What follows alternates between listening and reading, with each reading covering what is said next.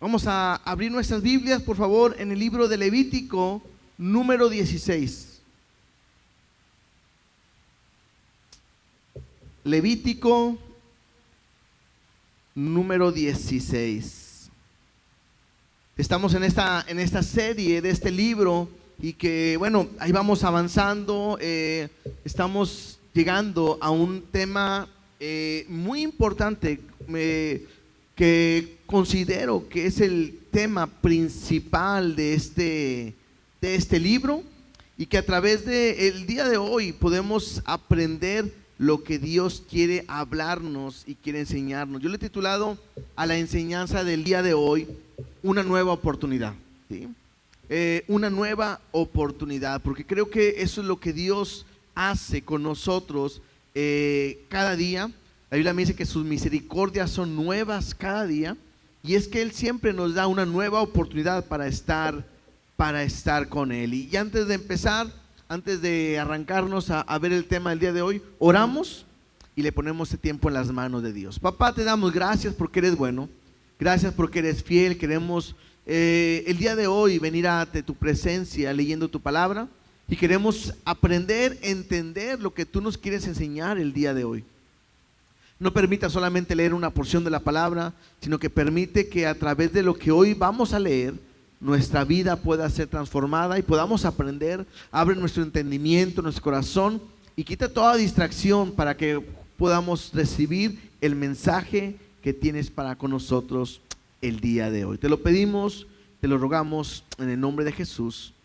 Amén y amén. El día de hoy veremos este capítulo 16, que ahí en su Biblia dice el día de la expiación. A este día de la expiación también es conocido como el día del Yom Kippur. Era un día muy importante, o más bien es un día muy importante para el pueblo de Israel, porque era el día en que presentaban un sacrificio delante de Dios para que pueda ser cubierto y perdonado sus pecados. El día de hoy veremos las razones primeramente, después veremos la actitud que el pueblo debía de tomar en ese día, y después veremos la manera en que se llevaba a cabo esta celebración. Otra vez, primero veremos las razones, el por qué se celebraba el día de la expiación. La segunda es, veremos la actitud que el pueblo debería de tener, cómo actuar o cómo debería de actuar el pueblo. Y la tercera es, veremos la manera en que se llevaba a cabo. Pero como lo hemos estado mencionando, todo esto, cada sacrificio, cada parte que vemos en el libro de Levítico apunta completamente a Cristo, ¿sí? Todo apunta, y específicamente o especialmente este sacrificio. A mí me llama la atención porque estamos viendo los domingos el libro de Hebreos, y aunque empezamos muy cerquitas, nunca planeamos que pudiéramos ver un tema juntos o igual la misma semana, y el domingo tocamos el tema del día de la expiación. Hoy lo vamos a explicar, y creo que es ahí donde Dios quiere enseñarnos algo. Esta fiesta o este evento se hacía una vez al año, el día de la expiación.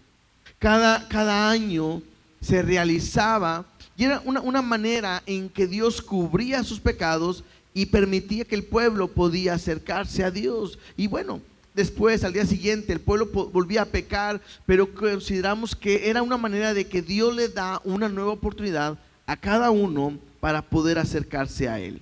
Vamos al versículo 1. Levítico 16:1 dice así: habló Jehová a Moisés después de la muerte de los dos hijos de Aarón, cuando se acercaron delante de Jehová y murieron.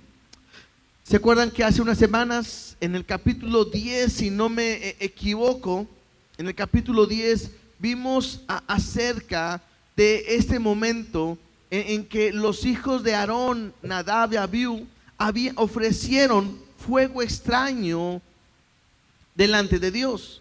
La Biblia me habla que fueron y ofrecieron un fuego que Dios no había pedido. Hicieron algo que no debían de hacer, entraron a la presencia de Dios, y eso trajo como consecuencia que estos dos jóvenes murieran delante de la presencia de Dios. Y creo que esto llevó a que los sacerdotes pudieran tener temor al entrar al tabernáculo. Se acaban de dar indicaciones de unos sacrificios. Recuerden que vimos el domingo que había en el tabernáculo, estaba separado en tres partes: el atrio, el lugar santo y el lugar santísimo.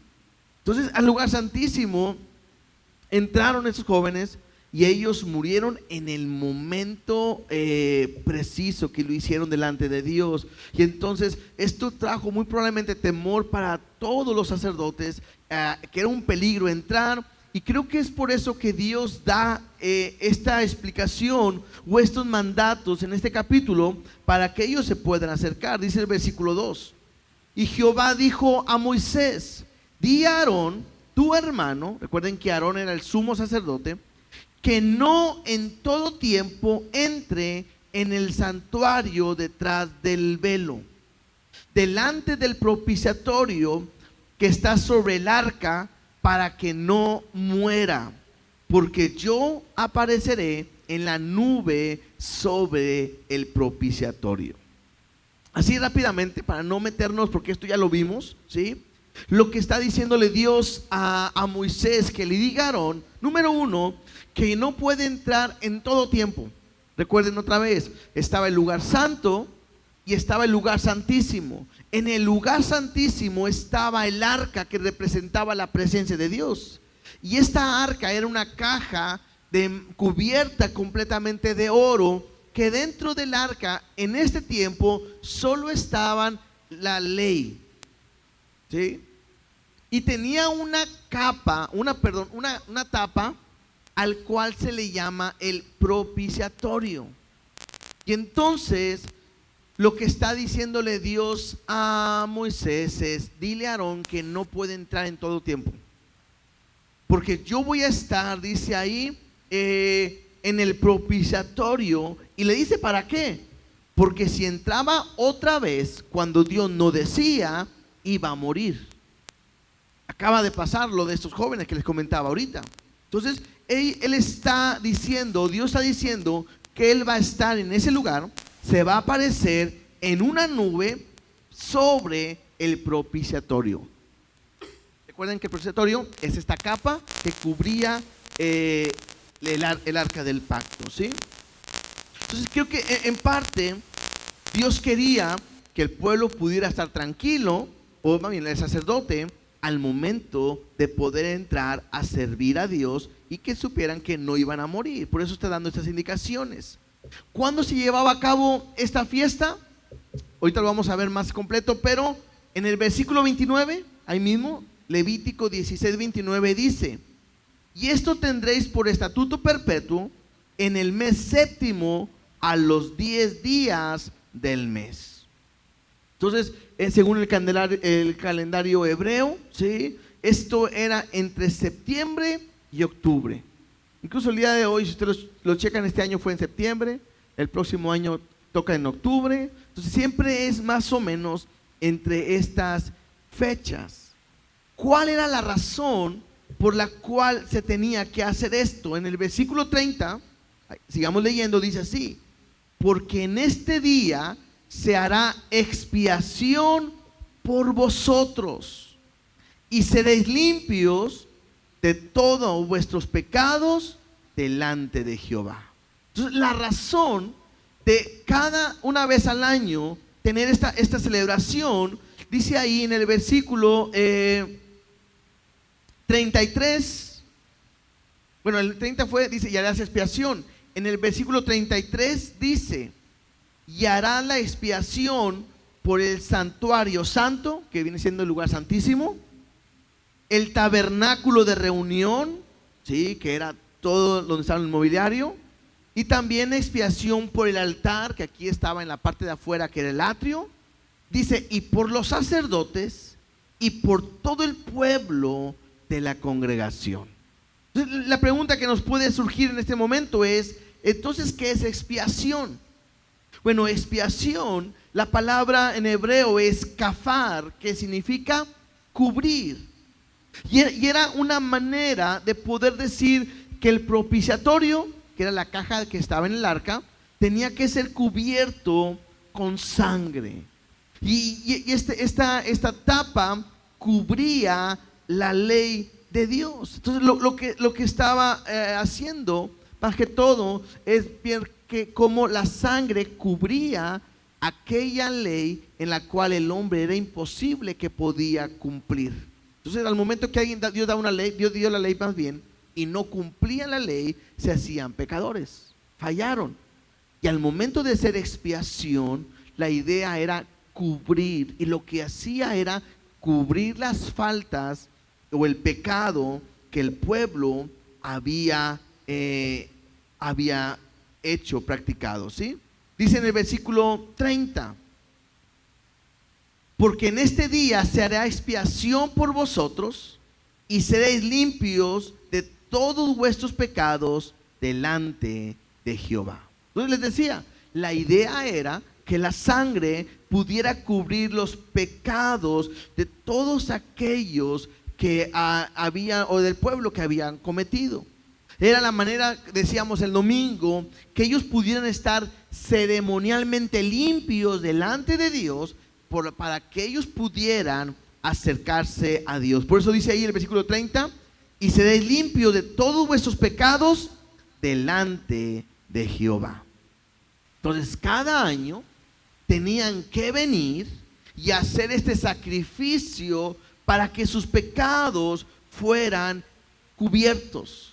Venir y rociar con sangre el propiciatorio, que es esta tapa, para que a la vista de Dios cubriera con la sangre la ley que Dios había establecido, y entonces ellos pudieran ser limpios de sus pecados. ¿Sí? Dice en el versículo 34, y esto tendréis como estatuto perpetuo para hacer expiación una vez al año por todos los pecados de Israel. Entonces podemos pensar, y quizás por eso el título del día de hoy es una nueva oportunidad. ¿Por qué? Porque lo que está haciendo Dios una vez al año era cubrir los pecados, borrar los pecados, y permitir que ellos pudieran acercarse. Y aunque iban a fallar, porque el hombre sigue fallando, y lo dijimos un poquito el domingo, la maldad, el pecado está en el hombre. Si nosotros quisiéramos pensar, o más bien pedirle a Dios que quite el pecado de este mundo, pues tendría que quitarnos a cada uno de nosotros. Y es que el hombre sigue pecando, el hombre sigue fallando. Es increíble pensar que hay personas que consideran que no fallan, que no pecan, que no se equivocan delante de Dios, pero la realidad es que todos cometemos pecados todos los días.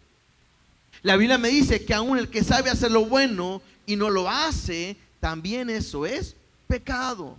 Como humanos fallamos, y esto hacía que el pecado, recuerden, nos separa de Dios, nos aleja de Dios, y este pecado impedía que alguien pudiera acercarse a Dios, porque ¿qué iba a pasar? Lo mismo que acababa de pasar con los hijos de Aarón, iban a morir. ¿Qué es lo que hace Dios? Establece una forma para que ellos se puedan acercarse a Dios. Y creo que al momento de hacer esto es darle la oportunidad al hombre que una vez más puedan acercarse a Él. Y lo hacían, decíamos, una vez al año. Dice en Levíticos, pero capítulo 23, verso 27 y 28, hablando del mismo tema, te vas a dar cuenta al leerlo que está hablando del tema que estamos viendo el día de hoy. Dice así, verso 27, a los 10 días del mes séptimo será el día de expiación, lo que estamos hablando. Y mira lo que dice, cómo debe de estar el pueblo. Tendréis santa convocación y afligiréis vuestras almas y ofreceréis ofrenda encendida a Jehová. Este es un sacrificio. Dice ahí, ninguno ningún trabajo haréis en este día, porque es día de expiación para reconciliaros delante de Jehová vuestro Dios. Entonces, a lo mejor esto me ayuda a entender un poquito más para qué era el día de expiación.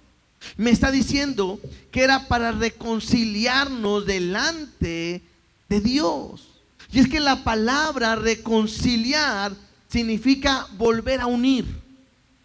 Y hace referencia a algo que se separó. Y la reconciliación es volver a unir. Y lo que me está hablando precisamente es esto. El pecado me aleja de Dios. El pecado me separa de Dios. El pecado no me permite acercarme a Él, porque tenemos un Dios santo. Y el día de expiación lo que hacía era volver a reconciliarnos con Dios, unirnos con Dios. Y lo más interesante de lo que estamos viendo es que el que está más interesado en esta unión, en volver a reconciliar, es Dios mismo con el hombre. O sea, Dios no nos dice en su palabra: ¿sabes qué? Yo soy santo, yo soy diferente, único, tú eres pecador, tú fallas, tú eres infiel y no quiero que te vuelvas a acercar a mi vida. O sea, Dios nunca dice eso. Lo que Dios dice es todo lo contrario: soy único, soy santo, soy perfecto, pero aunque eres pecador, voy a hacer algo para que te puedas acercar a mí. Y es eso, el día de expiación es algo que Dios estableció para que el hombre pudiera, o su pueblo pudiera acercarse a Él. Ahora, ahorita leíamos algunas cosas en Levítico 23, pero si regresamos al 16:29, voy a ver la segunda parte que les dije: es qué actitud debería de tener el pueblo. Ya vimos la razón. La razón era porque el pueblo había pecado y era para poder reconciliarlos con Dios. ¿Verdad que sí? Esa era la razón. El día de la expiación. ¿Qué actitud tenía que tener el pueblo? Dice el versículo 29: y esto tendréis por estatuto perpetuo: en el mes séptimo, a los 10 días del mes, número 1, afligiréis vuestras almas. Número 2, y ninguna obra haréis, ni el natural, aquí significa al judío, ni el extranjero que mora entre vosotros. Entonces, la actitud que tenía que tener el pueblo era aflicción. Y también me dice que era un día de reposo, sin importar qué día pudiera caer. Recuerden que para ellos su día de reposo, ¿cuál era? El sábado, ¿no? El sábado era su día de reposo. Bueno, independientemente en qué día cayera, este día de la expiación, ellos tenían que guardarlo para siempre delante de Dios. Entonces, 2 cosas yo veo. Número 1, tener una actitud de aflicción. ¿Qué significa la palabra aflicción o afligir? Significa negarse, significa humillarse y también significa oprimirse. Esta aflicción tenía que ir acompañada con ayuno y oración. O sea, no era como que hoy es día de la expiación, hoy es día de no hacer nada y pues vámonos a ver la tele, ¿no? A descansar, a disfrutar un día. Ay, gracias a Dios por el día que me da de descanso. No, era un día donde el pueblo tenía que lamentarse, tenía que examinarse en la condición en la cual estaba viviendo. Recuerden, es una vez al año donde iban delante de Dios a confesar sus pecados, a ver la condición en la cual estaban, y no podías estarte riendo y en fiesta, no. Era un día donde ayunaban como una muestra donde no puedo ni comer porque estoy mal en mi condición delante de Dios. Tenían que examinarse cómo ellos habían estado viviendo, meditar en su estilo de vida, y no solamente eso, el afligirse, el humillarse, el oprimirse, iba más allá, porque tenían que llorar por sus pecados, por haber ofendido a Dios. Y creo que esto habla mucho, porque no solamente, y lo vamos a ver un poquito más adelante, no se trata solamente como que, bueno, es el día de pedir perdón, Dios, perdóname por todos mis pecados, amén, ya soy libre. No, sino que era examinarte, era humillarte y era llorar porque dañé mi relación con Dios, porque ofendía a Dios, porque ofendía al Santo de Israel, al único Dios verdadero, y era realmente que les duela el pecado que habían cometido. Esa es la actitud que tenía que hacer. Vamos ahorita a leer el pasaje, porque no hemos llegado al pasaje, pero vamos a ver que aquí nadie hacía nada. Solamente vamos a darnos cuenta que el sumo sacerdote es el que lo hacía todo. Nadie podía entrar al santuario, nadie. Solamente el sumo sacerdote. Y él estaba trabajando en todo el momento, mientras que todo el pueblo tenía que estar en aflicción, su alma, ayunando, orando y arrepintiéndose de sus pecados. Esta era la manera en que se tenía que hacer. ¿Sí? Muy bien, era la actitud, que el pueblo tenía que tener en este tipo de día. ¿Estamos? Porque, ¿cuál era la razón? Reconciliar al pueblo con Dios. ¿Sí? ¿Cuál era la actitud del pueblo? Tenía que afligir su alma, ayuno, lloro, lamento, y no tenía que hacer nada. Era un día para meditar y estar a cuentas con Dios. Ahora veamos cómo se llevaba a cabo esta celebración. Y vamos a leerlo casi de corridito, porque vamos a ir explicando o viendo cómo podemos entenderlo rápidamente. Dice el versículo 3: con esto entraron en el santuario, con esto entrará Aarón en el santuario con un becerro para expiación y un carnero para holocausto. Antes de continuar, esta primera frase, con esto entrará Aarón en el santuario, otras versiones hacen referencia que era de la única manera que podía entrar al santuario. O sea, no había manera diferente a lo que Dios está estableciendo. Y la manera en que establece es que traiga un becerro para la expiación y un carnero para el holocausto. Versículo 4: se vestirá la túnica santa de lino, sobre su cuerpo tendrá calzoncillos de lino y se ceñirá el cinto de lino, y con la mitra de lino se cubrirá con las santas vestiduras. Con ellas se ha de vestir después de lavar su cuerpo con agua. Lo primero que pudiera resaltar aquí es que ¿recuerdan la vestimenta del sumo sacerdote? La otra vez lo estuvimos viendo, de su pectoral y su vestimenta y todo. Era una vestimenta que solamente él tenía. Los demás sacerdotes que lo acompañaban tenían una bata blanca, una vestimenta mucho más sencilla.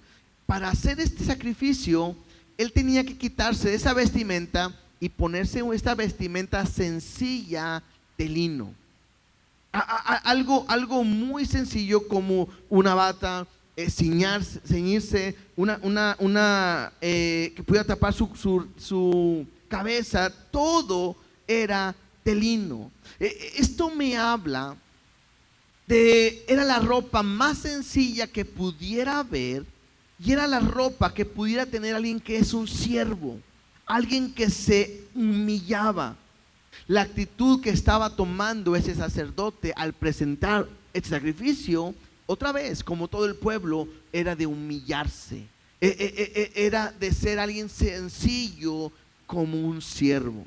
Ahora, vamos a ver un poquito más adelante de Jesús, pero pudiéramos ahorita nada más resaltar en la misma manera en que el Señor Jesucristo vino a este mundo, tomando forma de siervo.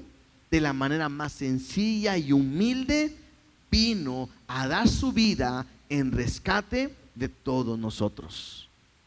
Dice también ahí que tenía que lavar su cuerpo con agua. No solamente tenía que vestirse, sino antes se lavaba. Y era una manera de santificación o de purificación.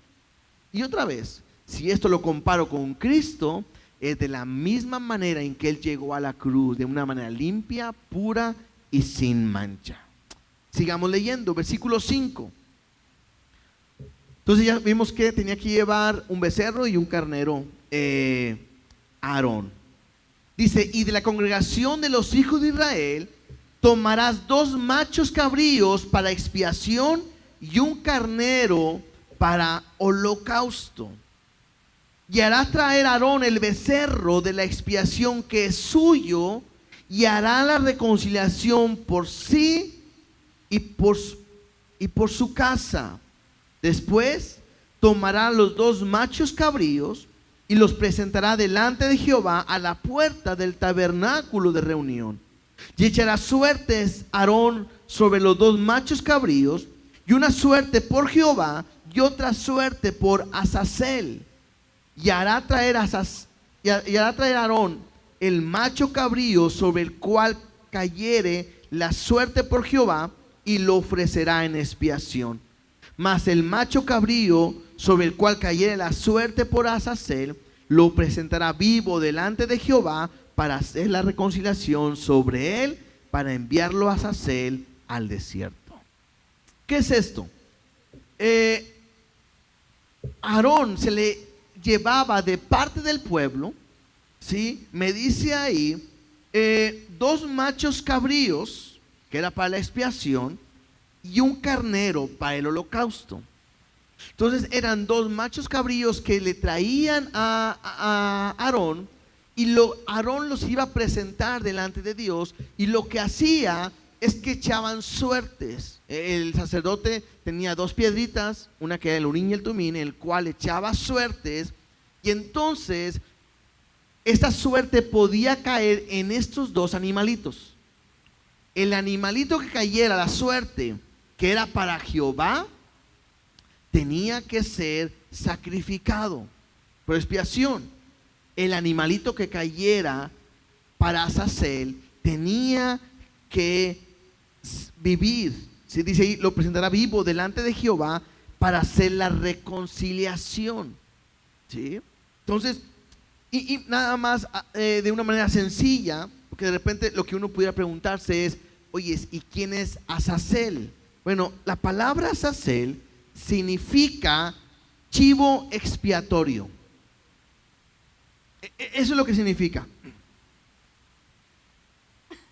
Se pudiera traducir como la cabra que parte. Y era simplemente una manera en que ese animal, lo vamos a ver más adelante, se va a poner las manos sobre él. De una manera simbólica van a pasar los pecados sobre ese animalito, y una persona encargada lo va a llevar fuera del campamento y lo va a dejar libre para que se vaya. Y era una manera de decir o anunciar que de la misma manera Dios se olvida de nuestros pecados y nunca más se vuelve a acordar de ellos.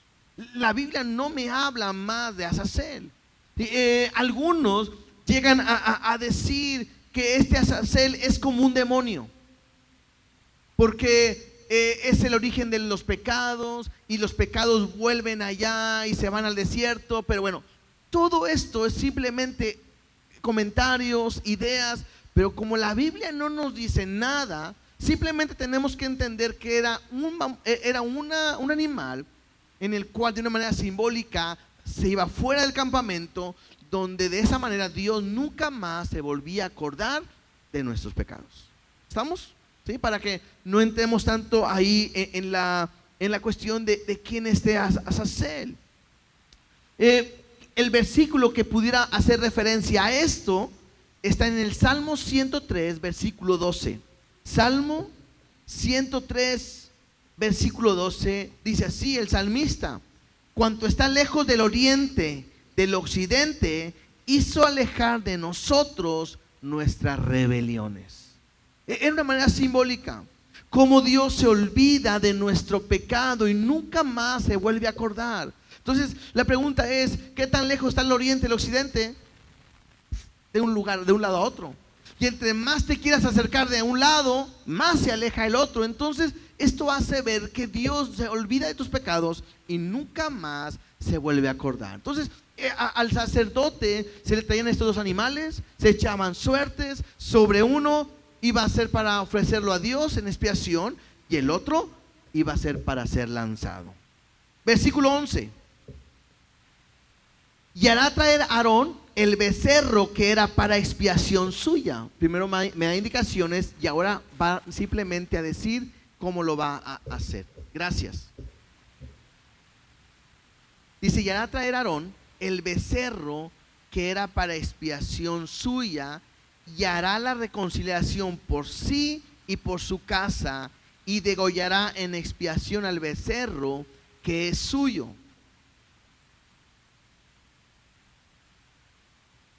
Después tomará un incensario lleno de brasas de fuego del altar de delante de Jehová y sus puños llenos del perfume aromático molido y lo llevará detrás del velo y pondrá el perfume sobre el fuego delante de Jehová y la nube del perfume cubrirá el propiciatorio que está sobre el testimonio para que no muera.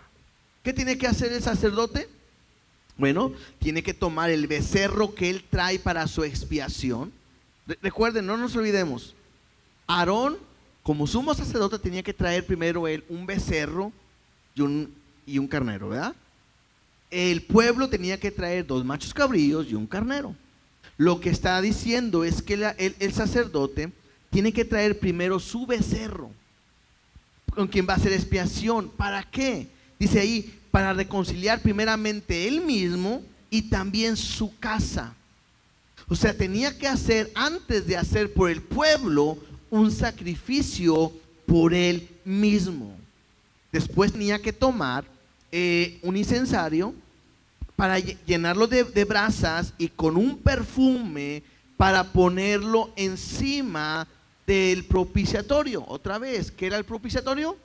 La tapa que tapaba el arca del pacto. Y esto lo que hacía era un olor grato. 2, era un humo, porque era el incensario. Y lo que hacía simplemente era como poner una barrera para que el sacerdote no viera la presencia de Dios y no muriera. ¿Sí? Por eso dice ahí, al final del versículo 13, y la nube del perfume cubrirá el propiciatorio que está sobre el testimonio, sobre el pacto, para que no muera. Entonces, este humo era como una barrera que impedía que el sacerdote viera la presencia de Dios y pudiera morir. Verso 14. Tomará luego de la sangre del becerro y la rociará con su dedo hacia el propiciatorio al lado oriental. Hacia el propiciatorio esparcirá con su dedo 7 veces de aquella sangre. Tomaba sangre y la iba a rociar, dice, del lado oriental, es hacia el frente del propiciatorio. Y luego dice que con su dedo 7 veces va a rociar o va a salpicar de aquella sangre del becerro sobre el propiciatorio. Versículo 15. Después degollará el macho cabrío en expiación por el pecado del pueblo. Ya dejó su becerro, ahora va por el del pueblo. Y llevará la sangre detrás del velo adentro y hará de la sangre como hizo con la sangre del becerro y la esparcirá sobre el propiciatorio y delante del propiciatorio. Así purificará el santuario a causa de las impurezas de los hijos de Israel, de sus rebeliones y de todos sus pecados. De la misma manera hará también al tabernáculo de reunión, el cual reside entre en medio de sus impurezas. O sea, es exactamente lo mismo. Tenía que agarrar la sangre primero del becerro y después agarra la sangre del macho cabrío y hace exactamente lo mismo. Va y avienta sangre por enfrente, después 7 veces, y tenía que hacerlo. Dice ahí en el 16, y así purificará el santuario a causa de las impurezas de los hijos de Israel. Y aquí dicen las tres cosas que limpia: las impurezas de los hijos de Israel, las rebeliones y todos sus pecados. ¿Sí? Entonces tenía que hacerlo en el lugar santísimo, en el lugar también del tabernáculo. Verso 17. Ningún hombre estará en el tabernáculo de reunión cuando él entre a hacer expiación en el santuario hasta que él salga. ¿Se acuerdan que yo les decía? Nadie estaba ahí, solamente el sacerdote, y haya hecho la expiación por sí, por su casa y por toda la congregación de Israel. Y saldrá al altar que está delante de Jehová, y lo expiará y tomará de la sangre del becerro y de la sangre del macho cabrío, y la pondrá sobre los cuernos del altar alrededor. Y esparcirá sobre él de la sangre con su dedo 7 veces, y lo limpiará y lo santificará de las inmundicias de los hijos de Israel.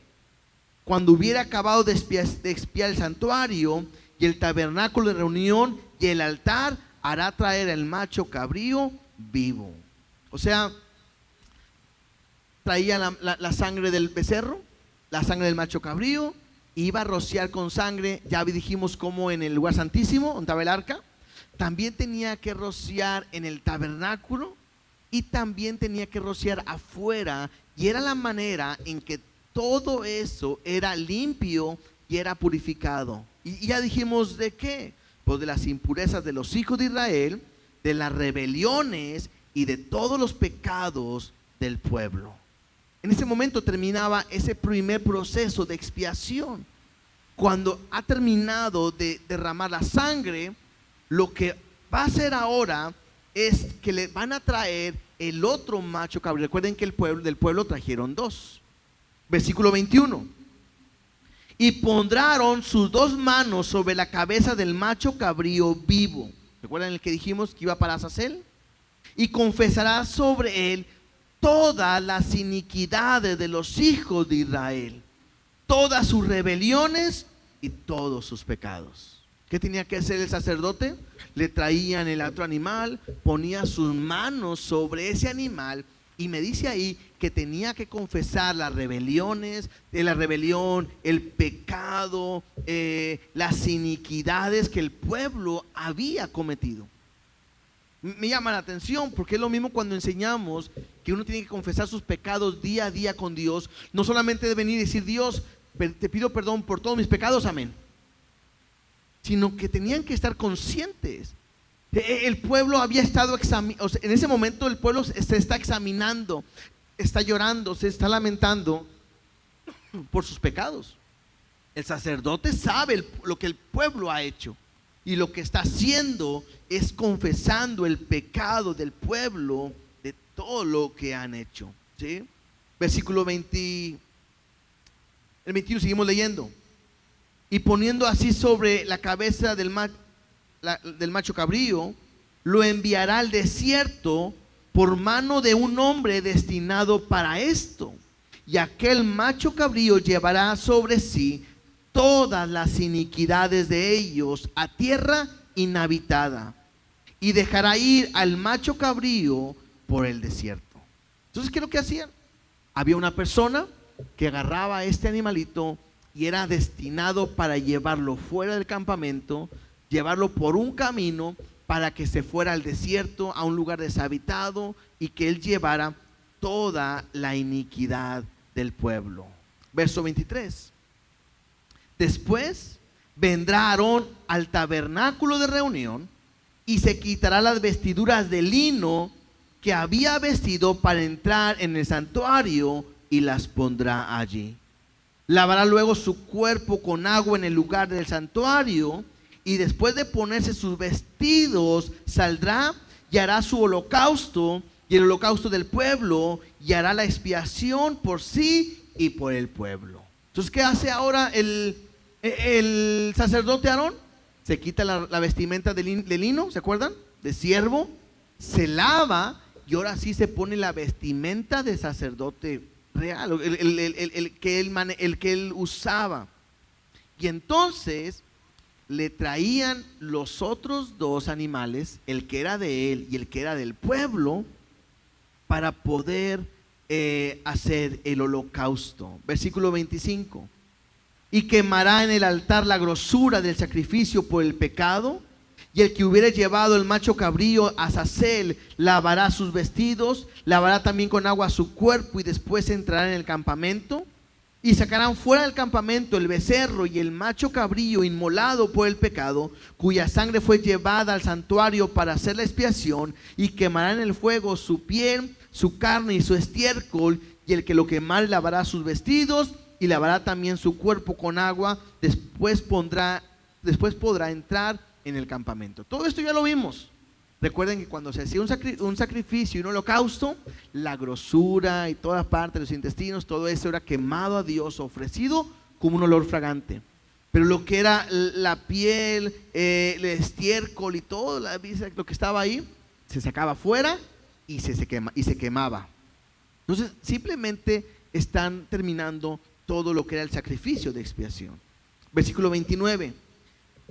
Y esto tendréis por estatuto perpetuo: en el mes séptimo, a los 10 días del mes, afligiréis vuestras almas, y ninguna obra haréis, ni el natural ni el extranjero que mora entre vosotros. Porque en este día se hará expiación por vosotros, y seréis limpios de todos vuestros pecados delante de Jehová. Día de reposo es para vosotros, y afligiréis vuestras almas, y es estatuto perpetuo. Nada hará la expiación el sacerdote que fuere ungido y consagrado para ser sacerdote, en lugar de su padre, y se vestirá las vestiduras de lino y las vestiduras sagradas. ¿Qué quiere decir aquí? Como esto era algo que se iba a hacer para siempre, pues iba a llegar un momento en que el sacerdote iba a morir, y entonces se levantará otro sacerdote y tendrá que vestirse de la misma manera en que acabamos de ver. Y hará la expiación por el santuario santo y el tabernáculo de reunión, y también hará expiación por el altar, por los sacerdotes y por todo el pueblo de la congregación.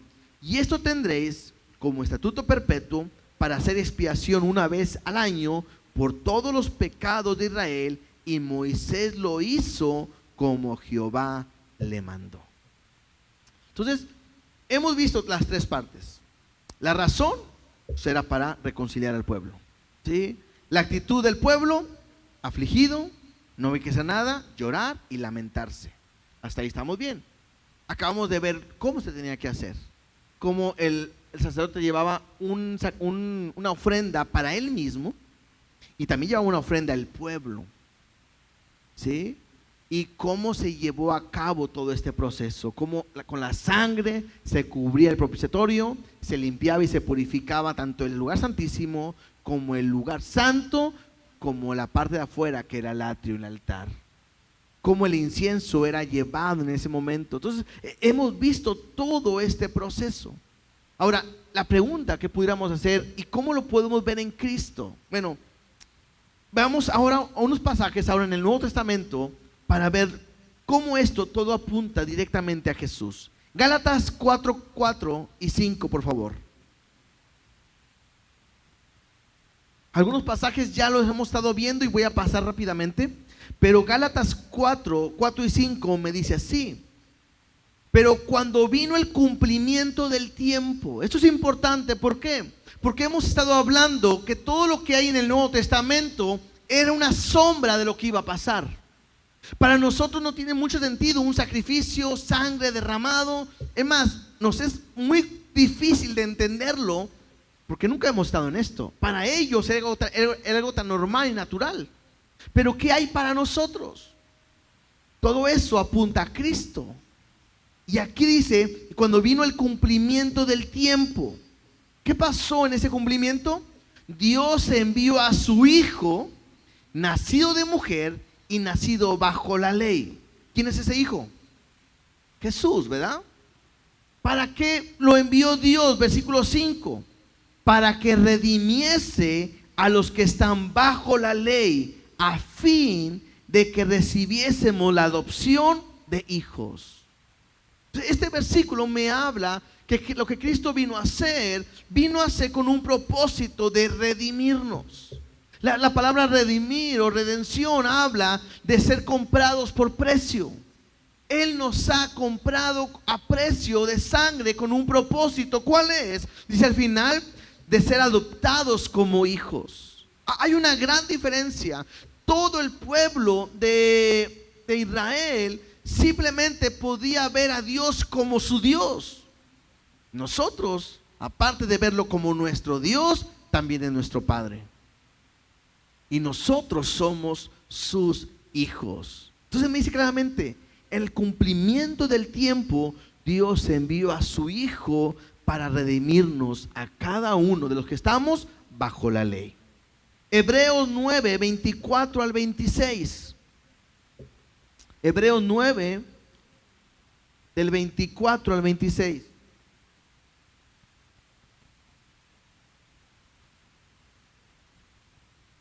Esto lo tocamos un poquito el domingo, dice así: porque no entró Cristo en el santuario hecho de mano, figura del venidero. Hablando del santuario, del tabernáculo que estamos hablando ahorita, del verdadero, sino en el cielo mismo, para presentarse ahora por nosotros ante Dios. Y dice el versículo 25, no para ofrecerse muchas veces, como entra el sumo sacerdote en el lugar santísimo cada año con sangre ajena. ¿Sí? Lo que acabamos de ver. ¿Qué hacía el sacerdote? Entraba una vez al año con sangre ajena. ¿Sangre de quién? Pues del becerro, del macho cabrío, lo que estuvimos leyendo. Dice ahí que Jesús no entró de esa manera. De otra manera, verso 26, le hubiera sido necesario padecer muchas veces desde el principio del mundo. Pero ahora, en la consumación de los siglos, otra vez me habla del tiempo que se ha cumplido, se presentó una vez para siempre por el sacrificio de sí mismo para quitar en medio el pecado. ¿Recuerdan que lo que hablábamos de expiación hablaba de cubrir? Bueno, en la fecha o en este día de la expiación, la sangre cubría los pecados. Y al momento de cubrir el pecado, dijimos, eran limpios ceremonialmente hablando, que ellos podían acercarse a Dios.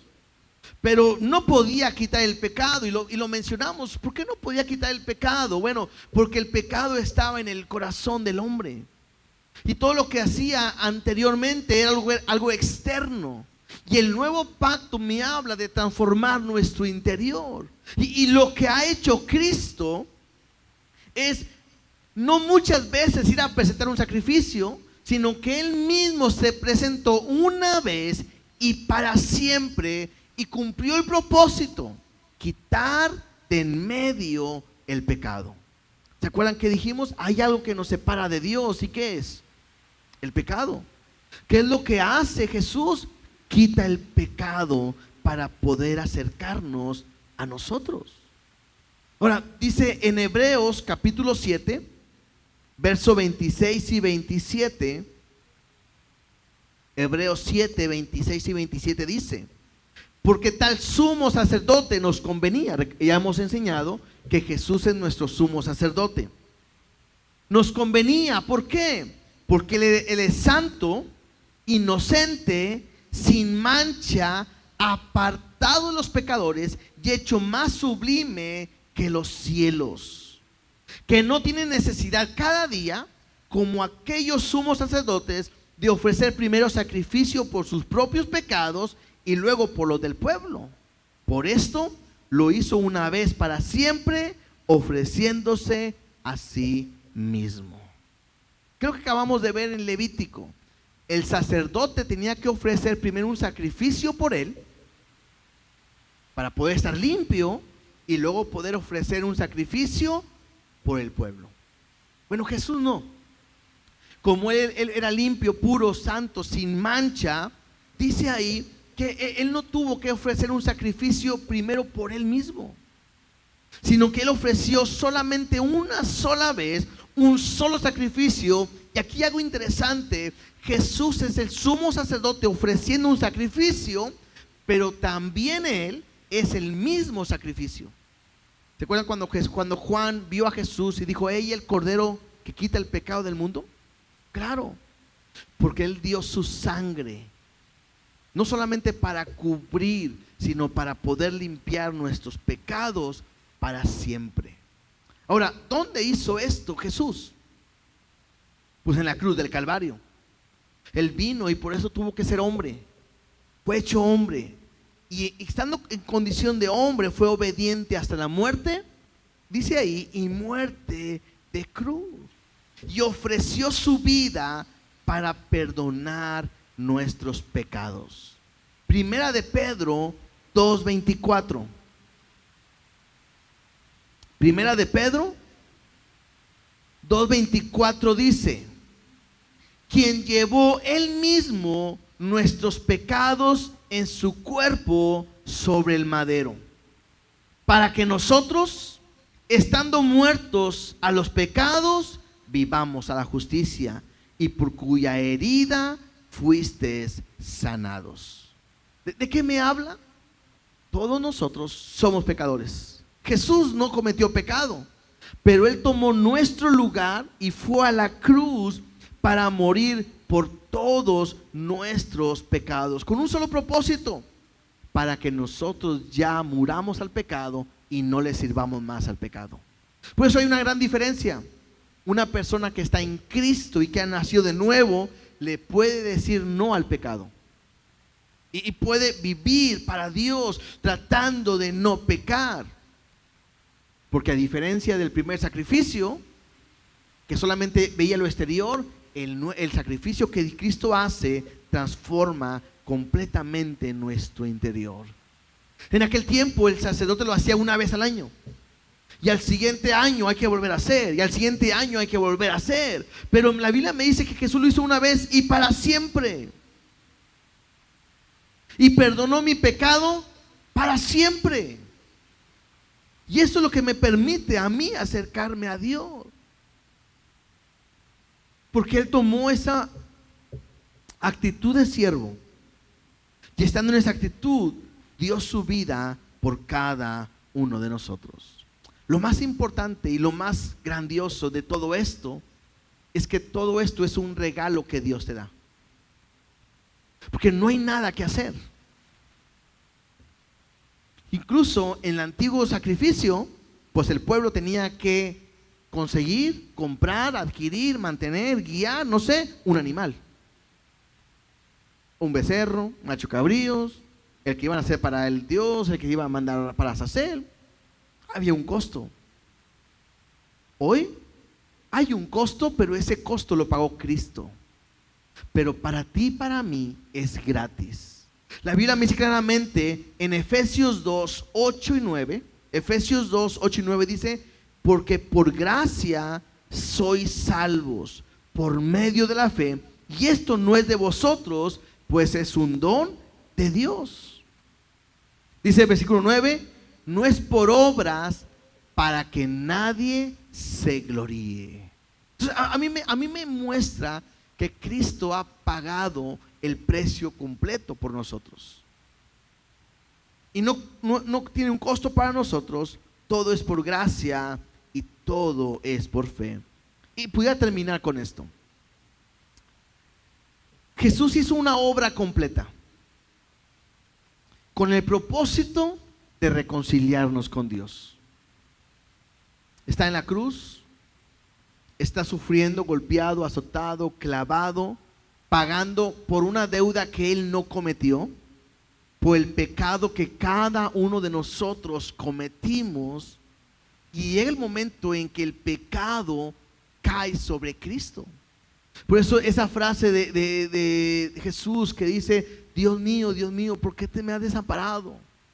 Es porque cuando cae el pecado del mundo sobre Él, el pecado atrae esa separación. Pero llega un momento donde Jesús también dice, consumado es. Y en ese momento que dice consumado es, está declarando que el Padre, Dios, ha aceptado el sacrificio que Jesús había hecho. Eso es importante, porque si el sacrificio que estaba haciendo, que ahorita leímos en Levítico, el sacerdote no lo hacía bien, ¿qué iba a pasarle al sacerdote? Iba a morir. Y el sacrificio no fue acepto y tenían que hacerlo correctamente porque lo habían hecho mal. Cuando Jesús hace el sacrificio, lo hace bien, correcto, y dice consumado es, porque el Padre había recibido el sacrificio y había adquirido el perdón de pecados para cada uno de nosotros. Entonces yo quiero terminar con esto.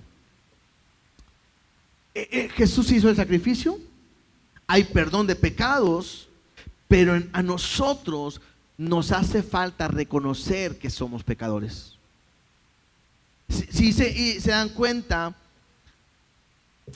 hice mucho énfasis de la actitud que tenía que tener el pueblo ante el pecado que había cometido. Hoy en nuestros días, el pecado es algo que está a la puerta y está en nuestra vida día a día y cada vez está peor. Y vuelvo a decir, el pecado está así por causa de nosotros. El problema es que yo a lo mejor, como no hay un sacrificio y como ya sé que Jesús pagó por mis pecados, de repente me puede ser tan fácil pecar, fallar, y ahora el pecado ya no me duele como debería de dolerme. Yo no sé si se acuerdan cuando recién conocieron a Cristo.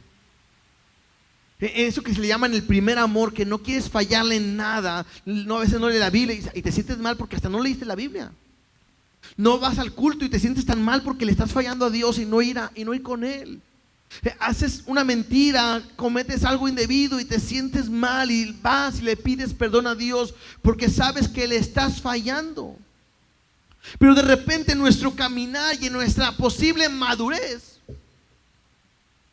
de repente nos sentimos, no sé, que ya puedo pecar, puedo fallar y no pasa nada.